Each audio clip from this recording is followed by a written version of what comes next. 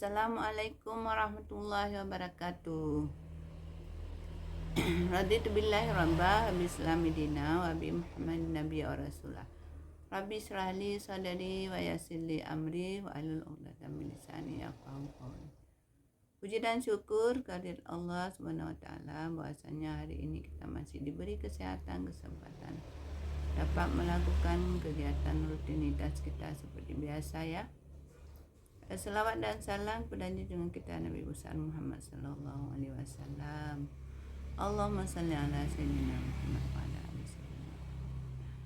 Nah, hari ini teman-teman ingin saya sampaikan tentang hubungan karakter dengan kesehatan fisik. Nah, bagaimana hubungan karakter dengan kesehatan fisik? Nah, kita ketahui bahwa kematangan emosi berkolerasi positif dengan kesehatan fisik. Jadi ada hubungan timbal balik antara emosi dan kesehatan fisik. Hasil studinya disampaikan bahwa ini kan bukunya Ibu Megawangi, jadi hasil studi dari mereka itu. Dan saya menyampaikan sedikit di sini studi yang dilakukan bahwa disampaikan bahwa kematangan sosial dan emosi pada masa kanak-kanak dapat menurunkan perilaku berisiko tinggi. Nah, kita ketahui bahwa perilaku berisiko tinggi itu kan biasanya mereka kan yang udah stres, sudah ini kan betul mengalihkan ke dalam penggunaan alkohol, minuman keras, narkoba, terus menggunakan alat-alat yang memabukkan yang dapat merusak daya ingat dan dapat merusak kesehatannya dan lemahnya sistem pertahanan tubuh. Nah, kalau sudah begitu apa yang terjadi?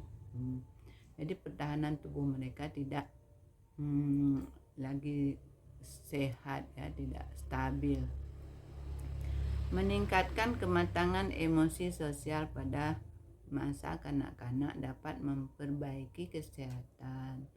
Nah, meningkatkan kematangan emosi itu dapat meningkatkan kesehatan anak di dalam kehidupan, seperti anak-anak tidak ada reaksi stres ya. Dia meningkatkan kematangan emosinya. Secara langsung mempengaruhi proses terjadinya penyakit. Nah, kematangan sosial emosi pada orang dewasa juga dapat memperbaiki kesehatan fisiknya di dalam menjalani kehidupan. Jadi yang memiliki emosi, kematangan emosinya, maka mereka hidupnya sehat. Nah, seperti saja kalau kita tersenyum, kita tertawa, kan itu hormon apa yang keluar dan dapat membuatkan apa. Nah, sistem imunitas tubuh ternyata terkait erat dengan nervous system. Nah, itu kan orang yang gugup, yang tidak berani tampil ya, nervous. Dan keadaan stres. Kalau misalnya imunitas tubuh itu kan lebih terkait erat dengan nervous system, dalam keadaan stres tingkat kortisol dalam tubuh akan naik dan akan mempengaruhi imunitas tubuh. Nah, jika seseorang yang kecerdasan emosinya baik akan tahan menghadapi stres ya. Menurut Goleman, dalam buku pendidikan karakter Ibu Megawangi disampaikan, dalam keadaan stres, kelenjar-kelenjar Anda akan memproduksi adrenalin dan kortisol yang dapat meningkatkan tekanan darah. Nah, dia akan kalau stres jadi meningkatkan tekanan darah, mempercepat pernapasan, berarti sesak nafasnya dan detak jantungnya lebih cepat. dan melepaskan kadar gula dan lemak di dalam tubuh. Ada hormon keseimbangannya. Jika ada hormon keseimbangan dalam beberapa studi, menurut Ibu Ratna Megawangi telah menunjukkan keadaan suasana emosi yang menyentuh seperti cinta. Nah, ini kalau memang ada hormon keseimbangan. Jadi orang yang ada memperoleh cinta kasih sayang dari orang tua, cinta kasih sayang dari orang tua dan anak dan teman-teman, kepedulian dan apresiasi. Dapat kita melihat misalnya keadaan ini seperti ini ketika anak-anak TK di sekolah begitu sampai teman-temannya datang merangkul, dan dapat menyeimbangkan nervous system, merupakan obat stres, dapat meningkatkan aktivitas sistem imunitasnya. Jadi jika anak yang diberikan dengan perasaan cinta penuh kasih, anak-anak itu akan percaya diri dan tubuhnya itu lebih kuat karena di situ dia mendapatkan penyeimbangan ya, seimbang.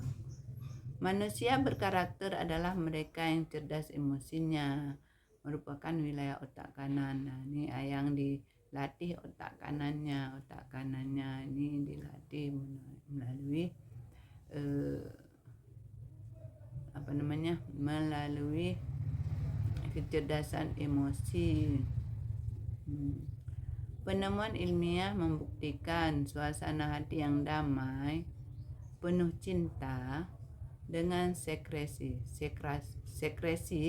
pengeluaran zat kimia yang disebut dengan neurotransmitter yang dapat menstimulasi sel-sel untuk tumbuh dan berkembang sehingga menjadi awet muda dan sehat. Nah, ini orang-orang yang hidupnya damai, tidak ada cekcok di dalam rumah tangga, dia sering hidupnya dalam keadaan penuh cinta kasih, dan itu akan menjadi awet muda.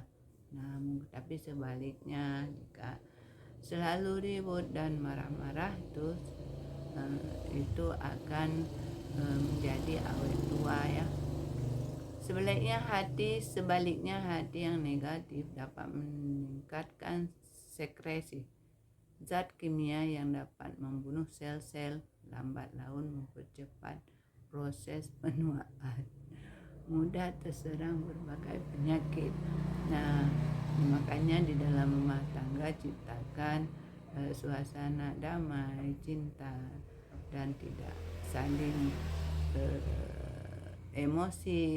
emosinya dituntun sendiri, karena emosi orang dewasa itu lebih diarahkan oleh, bukan lagi yang diarahkan oleh orang dewasa, tapi diarahkan oleh setan. Mengapa? Ketika kita marah itu akan ada bisikan-bisikan yang terus dipacu untuk marah lagi.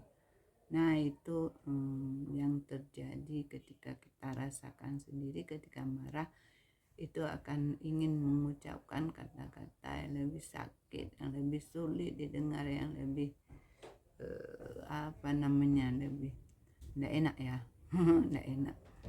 Makanya kalau jika kita ciptakan suasana yang damai, penuh cinta di dalam rumah, anak-anak tambah fresh, anak-anak tambah senang. Jadi hal itu setan-setan juga akan marah ya, pindah dia mencari orang lain.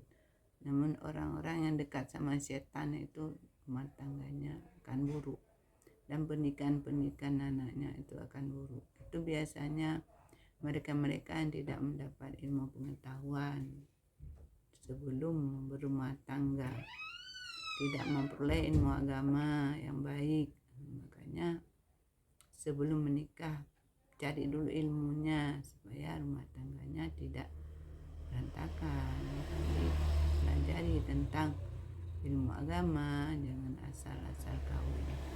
Sudah kawin sudah, yang terjadi anak orang yang baik jadi jelek, yang santun jadi jahat gara-gara suaminya yang tidak punya ilmu agama gitu ya. Oke, hanya itu saja yang dapat saya sampaikan. Saya akhiri, assalamualaikum warahmatullahi wabarakatuh. Jangan lupa di subscribe, like, and share, komen yang bangun. Oke, dadah.